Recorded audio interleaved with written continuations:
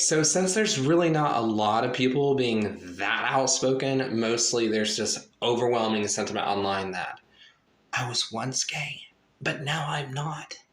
And the Lord is good. And there's that, and there's not really a lot of commentary.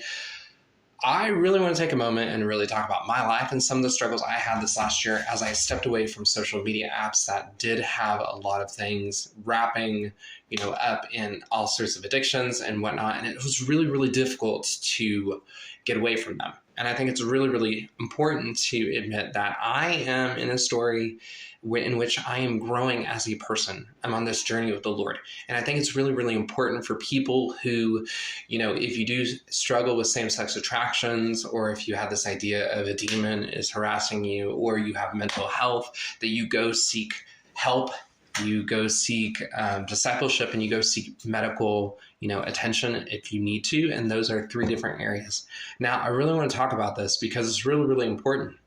The effectiveness of the internet can be a wonderful thing, but it's really important to realize that it's at your fingertips.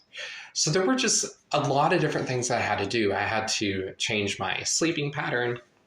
I had to talk about my struggles with accountability partners, people that knew me well. And also I had to go and remember to do the things that I had done before that were successful, remembering the promises of the Lord and remembering biblical truth. And it's really, really helpful. Most of what I believe same-sex attraction comes down to is kind of this desire for the unknown. I used to think that it was a generational curse or a demon or a lot of other things. And while those things can and do take place, I'm not going to discredit any of those things out there. I do want to talk about this weird thing that I came to terms with that once I understood this, it led to most of my same-sex attraction going away. Now, am I in this place where I should be like the head of an Exgay ministry?